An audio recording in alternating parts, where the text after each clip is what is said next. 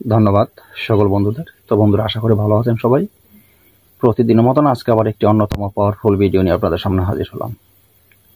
আজকে যে বিষয়টা নিয়ে আপনাদের সাথে আলোচনা করব সেটি অত্যন্ত গুরুত্বপূর্ণ একটি বিষয়। তার আগে একটি কথা বলে নেই, আমি গতকালকে একটু ব্যস্ত থাকার কারণে কোনো ভিডিও আপলোড করতে পারি নাই, এই জন্য আন্তরিকভাবে দুঃখিত, কেউ মনে কষ্ট নেবেন না। যে বিষয়টা আজকে নিয়ে হাজির হলাম অত্যন্ত গুরুত্বপূর্ণ বিষয়। এত সময় ভিডিওর থাম্বনেল দেখে আপনারা বুঝতে পেরেছেন। হ্যাঁ বন্ধুরা, ঠিকই দেখেছেন। সঠিক নিয়ম যদি আপনি না জানেন, সঠিক নিয়ম না জেনে আপনি কোনো মন্ত্র দ্বারা কাজ করতে পারবেন না কোনোদিন। সেটা যেই কোনো মন্ত্র হোক, আমার চ্যানেলে দেওয়া যতগুলি মন্ত্র আছে বা যে কোনো গুরুর কাছ থেকে আপনি মন্ত্র নেন না কেন, আমি যে নিয়মগুলি বলবো আজকে, এই নিয়ম করে আপনার পালন করতে হবে। যদি আপনি কোনো তান্ত্রিক কবিরাজ হতে চান, এই নিয়ম পালন না করলে আপনি কোনোদিনও তান্ত্রিক কবিরাজ হয়ে মানুষের কাজ করতে পারবেন না, মানব কল্যাণে মানুষের উপকারও হবে না। সে বিষয়ে আজকে আলোচনা করব। তার আগে বলে রাখি, যদি আমার এই কথাগুলো ভালো লাগে, আমার চ্যানেলটি যারা এখনো সাবস্ক্রাইব করেন নাই, প্লিজ চ্যানেলটি সাবস্ক্রাইব করুন, পাশে থাকা বেল আইকনটি বাজে নোটিফিকেশন করে দিন, যাতে আমি নতুন ভিডিও আপলোড করার সাথে সাথে সবার আগে আপনার কাছে চলে যায়। তো আজকের যে বিষয়টা নিয়ে বলবো, ওই যে বললাম যে আলোচনা, যেটা আপনি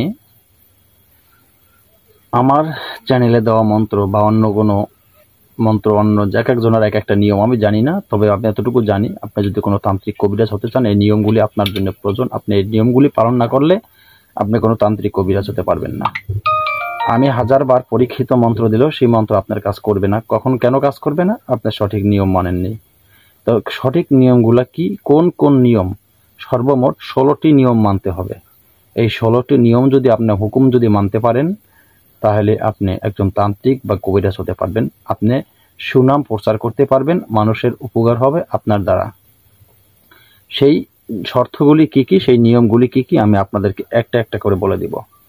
তো বন্ধুরা, প্রথম নিয়ম সেটা হলো, আপনি সদা সর্বদা আপনি একজন সত্যবাদী লোক হতে হবে। আপনি সবসময় সত্য কথা বলবেন, 1 নাম্বার 2, আপনি পিতা মাতার মনে কষ্ট দেবেন না। পিতা মাতাকে শ্রদ্ধা ভক্তি করবেন। যার পিতা আছে মাথা নেই, তাকে পিতাকে শ্রদ্ধা ভক্তি করবেন। যার মাথা আছে পিতা নেই, মাতাকে শ্রদ্ধা ভক্তি করবেন।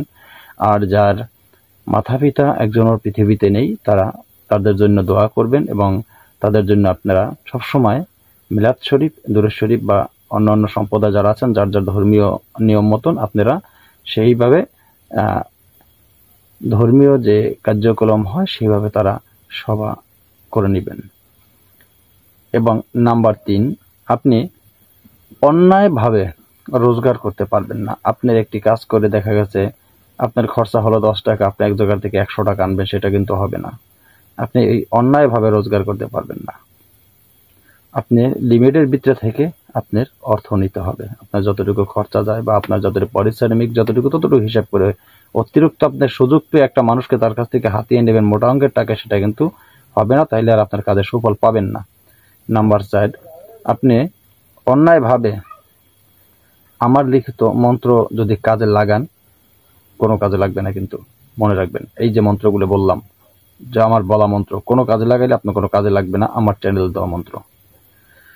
আর নাম্বার 5, যিনি ওস্তাদ আপনার, যিনি গুরু, যার কথা বা যার অনুমতি নিয়ে আপনি কাজ করবেন, সেই গুরুকে অত্যধিক সম্মান করতে হবে, শ্রদ্ধা করতে হবে। গুরুর প্রতি একাগ্রতা থাকতে হবে, বিশ্বাস থাকতে হবে। গুরুর প্রতি বিশ্বাস ভক্তি না থাকলে সেই মন্ত্র কোনোদিনও কাজ করবে না।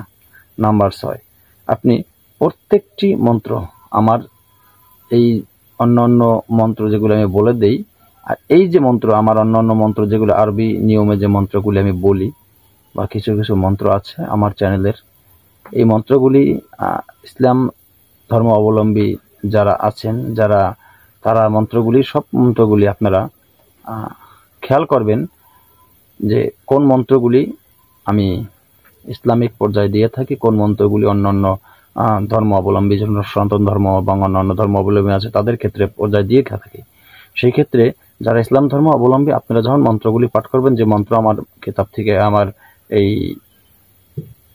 চ্যানেল থেকে আপনারা নেন, আপনারা অবশ্যই বিসমিল্লাহ সহকারে মন্ত্র পাঠ করবেন। অন্যান্য ধর্ম অবলম্বী যারা আছেন তারা আপনাদের মতে আপনারা পাঠ করবেন। এবার আসেন নাম্বার 7, সেটা হলো, সব সময় আপনি সৃষ্টিকর্তার নাম স্মরণে রাখবেন। সৃষ্টিকর্তার নাম স্মরণ রাখবেন।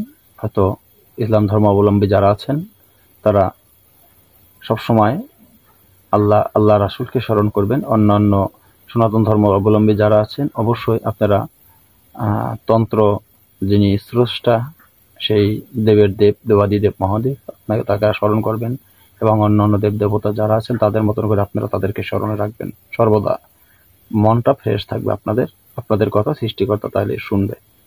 এবার আসেন নাম্বার 8, আপনি সবসময় আপনার শরীরকে পবিত্র রাখবেন বা পবিত্র রাখার চেষ্টা করবেন। আর নাম্বার 9, আপনি ন্যায় পথে মন্ত্র যখন কাজে লাগাবেন কোনো মিস হবে না। আপনার কাজ 1000% গ্যারান্টি কাজে হবেই হবে। নাম্বার 10, রবিবার বৃহস্পতিবার আমার চ্যানেল দেওয়া কোনো মন্ত্র আপনারা পাঠ করবেন না। কারণ রবিবার বৃহস্পতিবার খুব গুরুত্বপূর্ণ 2টা দিন। সে বিষয় নিয়ে আমি অন্য একটা ভিডিওতে আলোচনা করব। এটা সময় কম, বেশি আলোচনা করতে পারবো না। নাম্বার 11, আমি এই বিষয়টা আপনাদের সাথে বহুদিন বলছি, কোনো মন্ত্র যদি আপনারা পাঠ করেন, সেই মন্ত্র যদি আপনার বাড়িতে ছাগল থাকে, ছাগল যেন আপনার সেই মন্ত্র পাঠ না শুনে এরকম মন্ত্রভাবে উচ্চারণ করবেন না যাতে ছাগল শুনতে পায়। ছাগল যদি আপনার মন্ত্র শব্দ কানে শুনে তাহলে আপনার মন্ত্র শক্তি নষ্ট হয়ে যাবে, মনে রাখবেন। নাম্বার 12, সাপে কাটা রোগী যারা দেখেন, সাপে কাটা রোগী আমার চ্যানেলে দেওয়া যতগুলি মন্ত্র আছে সাপে কাটা রোগীর উদ্দেশ্যে, সাপে কাটা রোগীর কানে সংবাদ যেখানে শুনবেন সেখানে আপনার যেতে হবে। শোনার সাথে সাথে আপনার কাছে লোক আসলেও যাবেন, না আসলেও আপনি যাবেন। কানে শুনছেন আপনার যেতেই হবে। আর এই সাপে কাটা রোগীর চিকিৎসা করে কখনো আপনি টাকা পয়সা নিতে পারবেন না, এগুলো সম্পূর্ণভাবে নিষিদ্ধ। আর এই চিকিৎসা শুধু শনিবার রবিবার বৃহস্পতিবার নাই, প্রতিদিনই চিকিৎসা করতে পারবেন, সেটা অনুমতি দেওয়া আছে। আর নাম্বার 13 সেটা বলে দিলাম। এবার নাম্বার 14, আপনার মন্ত্রগুলি সম্পূর্ণরূপে একটা মন্ত্রের প্রতি অন্তরে বিশ্বাস থাকতে হবে যে হ্যাঁ আমি এই মন্ত্রটা দিয়ে কাজ করলে আমার কাজ হবে। এই বিশ্বাসটা আপনার ভিতরে থাকতে হবে। যদি আপনার ভিতরে এই বিশ্বাসটা না থাকে, আপনার মনের ভিতরে সন্দেহ থাকে, সেই মন্ত্র আপনার কোনোদিনও কাজ করবে না। এবার আসেন নাম্বার 15, গাছরা, যেগুলোকে গাছরা বলি, গাছরা আপনি যেমন গাছরা, এবং যদি না চিনেন আপনি একটা গাছের নাম আমি বলে দিলাম, আপনি চিনেন না, কি করবেন? আন্দাজে কোন গাছ আপনি দিবেন? টোটকার বিষয় নিয়ে বিভিন্ন বিষয় আছে। তো সেই ক্ষেত্রে আপনার গাছ চিনিয়ে যদি আপনি সেই গাছ সঠিক মতন মানুষকে দিতে পারেন, সেই গাছটা মানুষের উপকারে লাগবে। এবার নাম্বার 16, আপনি নাম্বার 16তে আমার চ্যানেলে দেওয়া তন্ত্র মন্ত্র যন্ত্র হিন্দু মুসলমান বৌদ্ধ এবং অন্যান্য জাতি যারা আছেন সবার জন্য প্রযোজ্য। সবাই ব্যবহার করতে পারবেন, সবাই প্রয়োগ করতে পারবেন। একাগ্রতার সাথে, বিশ্বাসের সাথে, একজন আরেকজনকে হিংসা করবেন না, অহংকার করবেন না, আদবের সাথে যদি কাজ করেন 1000% গ্যারান্টি আপনাদের কাজ হবেই হবে। এই 16টা নিয়ম বলে দিলাম। এই 16টা নিয়ম মেনে যদি আপনারা কাজ করতে পারেন, আমি আপনাদেরকে বলে দিতে পারি আপনাদের কাজে কোনো ভুল হবে না। আপনারা ভালো মাপের একজন তান্ত্রিক হতে পারবেন, মানব কল্যাণে কাজ করতে পারবেন। এমনকি বিশেষ যে কথাগুলি বলেছি সেগুলি অবশ্যই স্মরণে রেখে কাজ করবেন। তো বন্ধুরা, আজকের মতো ভিডিও এখানে শেষ করব। নতুন ভিডিও নিয়ে আসার আগ পর্যন্ত সকলে ভালো থাকবেন। আল্লাহ হাফেজ।